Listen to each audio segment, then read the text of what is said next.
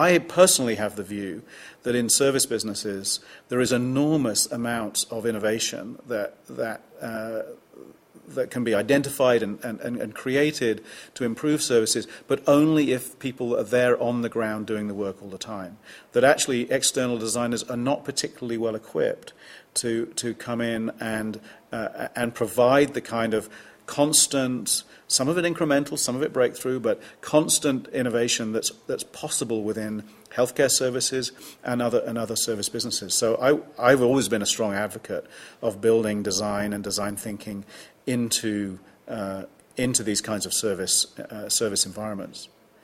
I think what was particularly brave of Mayo was that, as far as I'm aware, it was the first ever healthcare institution to hire actually trained designers and bring them into the healthcare environment. And then there are other institutions, for instance, like Kaiser, who we work with here on the West Coast, who have trained nurses and other professionals to use design thinking tools, but who haven't necessarily actually hired designers into the internal staff. I think that the people that we have in the Center for Innovation share a number of common characteristics, even though they're very diverse.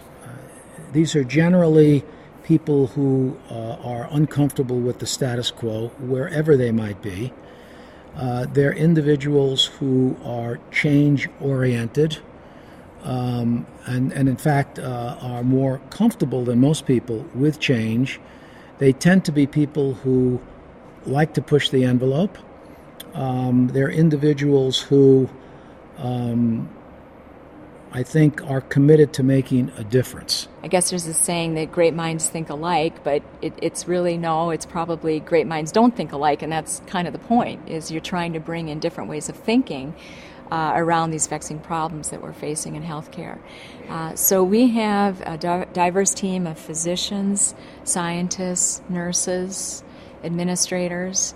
We have designers, we have analysts, we have technology individuals, including programmers.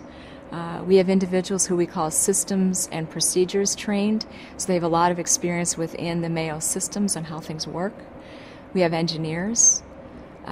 We also have liaisons with departments like legal, where we have an attorney who serves as a liaison to the Center for Innovation, and even through human resources. With the designers, I'm actually interested in individuals who have been who come well credentialed from excellent schools, generally have had some experience, but are have recognized, and this is a characteristic I think of all our designers, as well as many of our project managers who come from disciplines outside of healthcare.